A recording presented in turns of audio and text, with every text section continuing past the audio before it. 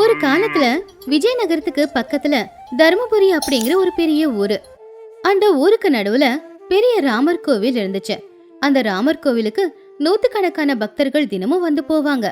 அந்த கோவில் வாசல்ல இடதுபுறமா எப்பவுமே ஒரே இடத்துல உக்காந்துக்கிட்டு இருக்கிறவன் தான் ராகவன். அவன் சின்ன வயசு பையன்தான். கை கால் எல்லாமே நல்லபடியா இருந்தாலும் விதி காரணமா இப்ப பிச்சைக்காரனா இருக்கான்.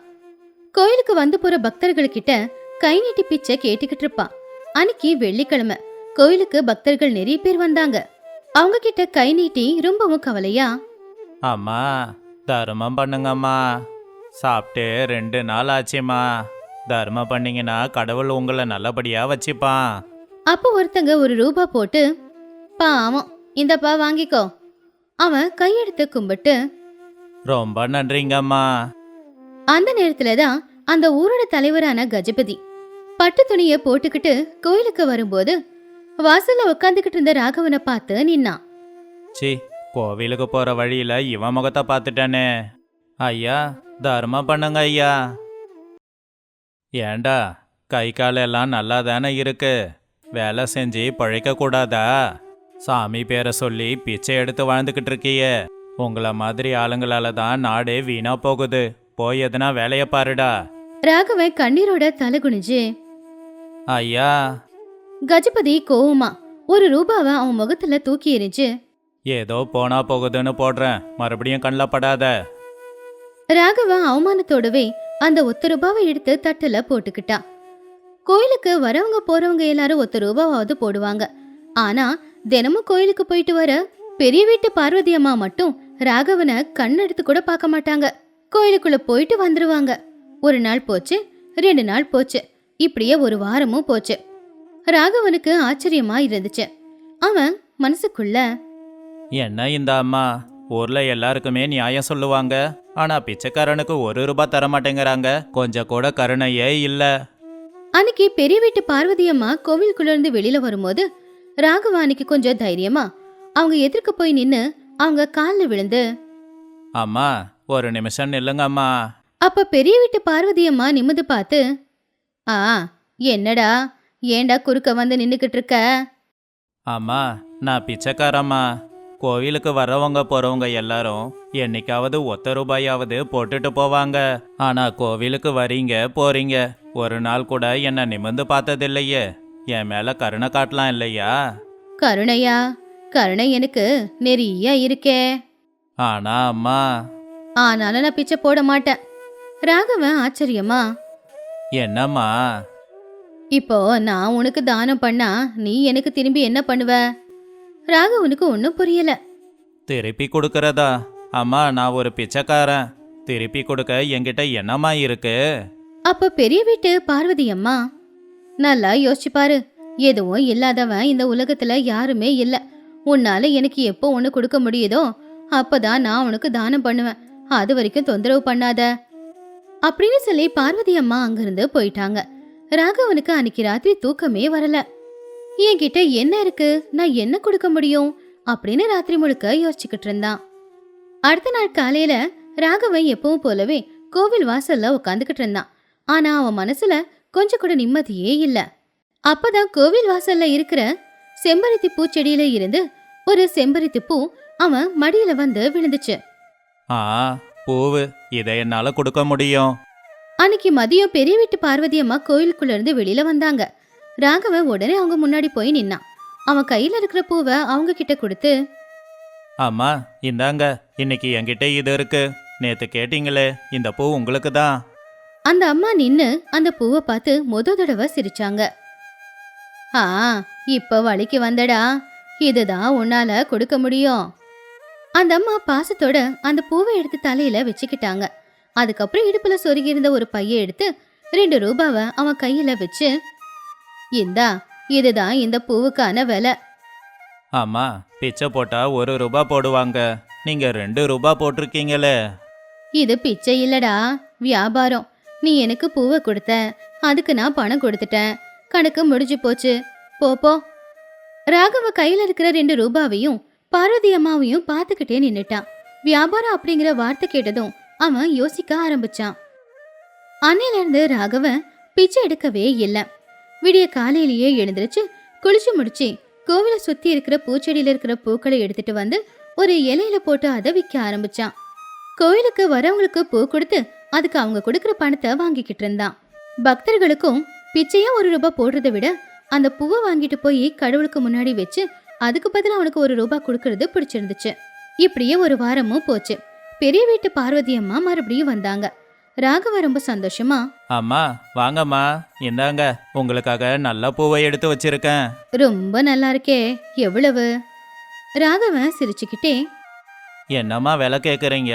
உங்களுக்கு என்ன தோணுதோ அதை கொடுங்கம்மா. அதை கேட்டதுமே பெரிய வீட்டு பார்வதி அம்மா அந்த பணத்தை திரும்ப எடுத்துக்கிட்டு, இரு, எனக்கு என்ன தோணுதா? ஏன், என்னம்மா ஆச்சு? பூவு யாருது? என்னுடையது, நான் தான் பறிச்சிட்டு வந்தேன். பூவோ உன்னோடது, விக்கிறது நீ, வாங்க போறது நான். அப்படி இருக்கும்போது அந்த பூவுக்கு என்ன விலைங்கிறத நான் எப்படி முடிவு பண்ண முடியும்? தோன்றத கொடுங்கன்னா அது மறுபடியும் பிச்சை எடுக்கிற மாதிரி தானே. உன்கிட்ட இருக்கிற பொருளுக்கு நீதான் விலைய சொல்லணும், விலைய சொல்லு. அப்ப ராகவ அவங்கள பார்த்து, அது அது வந்து ஒரு பூ ₹1. பெரிய வீட்டு பார்வதி அம்மா சிரிச்சு அவன் கையில ₹1 கொடுத்து, இந்தா, இதுதான் வியாபாரம். அன்னைக்கு ராகவன் வியாபாரத்துல 2வது பாடத்தை கத்துக்கிட்டான். அவன் கிட்ட இருக்கிற பொருளுக்கு அவன் தான் விலையை முடிவு பண்ணணும்னு. இப்படியே மாசங்களும் போச்சு. அவன் வியாபாரம் ரொம்ப நல்லபடியாவே நடந்துச்சு. ஒரு நாள் செடியில இருக்கிற பூவெல்லாம் தீந்து போனதுனால என்ன பண்றதுன்னு தெரியாம முடிச்சுக்கிட்டு இருக்கும்போது பார்வதி அம்மா மறுபடியும் வந்தாங்க. அம்மா, இன்னைக்கு பூ இல்லம்மா, செடியில பூவே காய்க்கல, என் வியாபாரம் நின்னு போச்சு. அப்ப பார்வதி அம்மா சிரிச்சு, செடியில பூ இல்ல சரி, சந்தையில கூடமா பூ தீந்து போச்சு? சந்தையில இருக்கும்மா, ஆனா அதை வாங்கணும்ல. ஆமா, இத்தனை நாள் சம்பாதிச்ச பணத்தை என்ன பண்ண? என்கிட்ட தான் இருக்கு. அப்படின்னா அந்த பணத்துல சந்தைக்கு போய் பூ வாங்கிட்டு வந்து கோவில ஏன் விற்க கூடாது? ராகவ கண்ணை முழிச்சு பார்த்தான். இப்படி அவன் யோசிக்கவே இல்ல. உடனே அவன் சந்தைக்கு ஓடினான். அவன் கிட்ட இருக்கிற பணத்துல ஒரு கூட நிறைய பூவை வாங்கிட்டு வந்து கோவில் வாசல்ல அந்த பூவை அழகா தொங்க விட்டு வியாபாரத்தை ஆரம்பிச்சான். இப்படியே நாட்களும் போச்சு. ராகவன் இப்ப பிச்சைக்காரன் இல்ல, அவன் ஒரு பூ வியாபாரி. ஆனா அவனை பார்த்து இன்னும் 2-3 பேர் அதே மாதிரி பூ வியாபாரத்தை ஆரம்பிச்சாங்க. அதனால அவனுடைய கடைக்கு வர ஆட்கள் குறைஞ்சு போச்சு. மறுபடியும் என்ன பண்றதுன்னு தெரியாம ஒரு நாள், ஆமா, இன்னொரு பிரச்சனை. என்ன மாதிரியே 2-3 பேர் கடை வச்சிருக்காங்க. எனக்கு சரியா வியாபாரம் ஆகல. அதை கேட்டு பார்வதி அம்மா, ஓஹோ, போட்டி வந்துருச்சா? நல்லது தானே. இதுல என்னம்மா நல்லது? எனக்கு வியாபாரம் நடக்க மாட்டேங்குது.